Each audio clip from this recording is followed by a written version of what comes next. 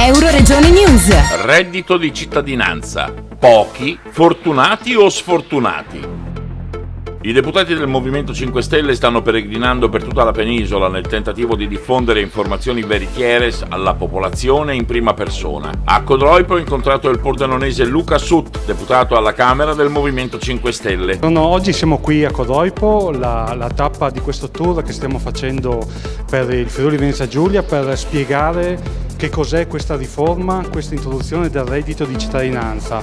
Una riforma che porterà un aiuto concreto a tutti quei 5 milioni di persone che sono aventi diritto a ricevere il reddito di cittadinanza. Stiamo parlando di 1.700.000 famiglie che riceveranno sì un aiuto dal punto di vista economico, ma soprattutto anche un aiuto a ricercare il lavoro e quindi anche contro l'esclusione sociale. È un aiuto che durerà 18 mesi nella prima fase, ma l'obiettivo, questo voglio sottolinearlo perché si sta facendo molta controinformazione su questa riforma, ma è un aiuto che dura per un breve periodo di tempo perché consentirà alla persona di ricercare il proprio lavoro del futuro, che gli consentirà appunto di vivere dignitosamente. Diamo quindi un sostegno economico. In cambio le persone che accetteranno questo percorso dovranno impegnarsi alla ricerca del lavoro, dovranno impegnarsi ai lavori socialmente utili dalle 8 alle 16 ore settimanali presso il proprio comune di residenza e abbiamo previsto tutta una serie di punti che devono rispettare pena la riduzione oppure togliere proprio praticamente il reddito di cittadinanza se non si mantengono degli impegni. Allora, per rientrare in questo percorso abbiamo previsto dei requisiti che sono il principale è quello dell'ISEE, l'indicatore della situazione economica equivalente.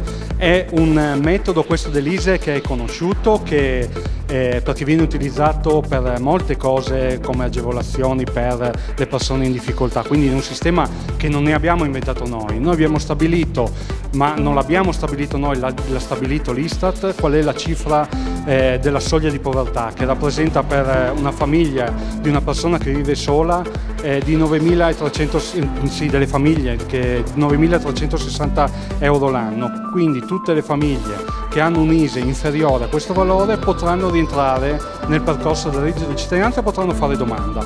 Poi abbiamo previsto altri requisiti dal punto di vista patrimoniale, quindi quello che uno ha nel proprio conto corrente e anche dal punto di vista degli immobili. Non si conta la prima casa perché quella è un diritto, si conta dalla successiva, quindi dalla seconda in poi. E quindi questi sono i requisiti principali e torno a ripetere, nessuno potrà fare il furbo. Un altro dei requisiti per poter richiedere il reddito di cittadinanza è quella bisogna essere cittadini italiani, europei oppure lungo soggiornanti, quindi devono avere il permesso di soggiorno, ma soprattutto devono essere persone che vivono in Italia da almeno 10 anni, di cui almeno gli ultimi 2 anni in forma continuativa.